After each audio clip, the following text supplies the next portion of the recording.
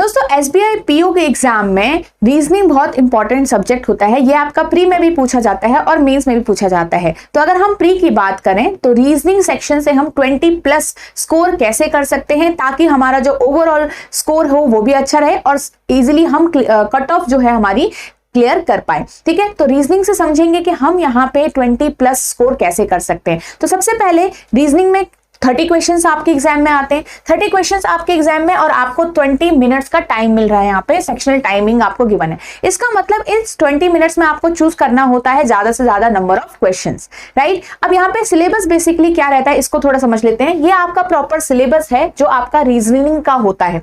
अब इसमें कितनी चीजें आपकी इंपॉर्टेंट है प्री के लिए, ठीक है। तो ये तो आपका कंप्लीट सिलेबस हो गया रीजनिंग का, बट यहाँ पे प्री के लिए क्या इंपॉर्टेंट है ये डिस्कस करते हैं। तो मोस्ट इंपॉर्टेंट टॉपिक्स है ये आपके प्रीलिम्स के लिए। Syllogism, inequality, seating arrangement and puzzle सबसे ज्यादा इंपॉर्टेंट रहेगा, याद रखिएगा।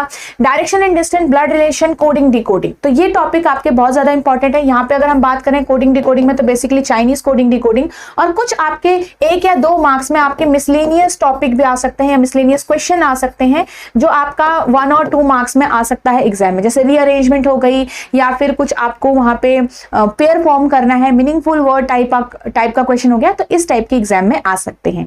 अगर हम नेक्स्ट इसमें बात करें आपका क्या क्या चीजें इंपॉर्टेंट है यहाँ पे याद रखना, तो आपको अगर स्कोर करना है 20+ इन रीजनिंग तो पूरी तैयारी आपकी अच्छे से होनी चाहिए। ऑब्वियसली आपकी स्पीड बहुत ज्यादा जरूरी है एग्जाम के लिए, तो साथ में आपका एक्यूरेसी भी उतना ही जरूरी है। और ये सारी चीजें कहां से आएगी, जब आप ये चीजों को अच्छे से फॉलो करोगे, सीक्वेंस फॉलो करोगे। आपको क्या करना है, हर एक चैप्टर को अच्छे से कॉन्सेप्चुअल वे में समझना है, बेसिक से समझना है, ताकि आपका मेंस में भी वो चीज हेल्प हो और यहाँ पे स्पीड बनाने में भी आपको ये हेल्प करता है।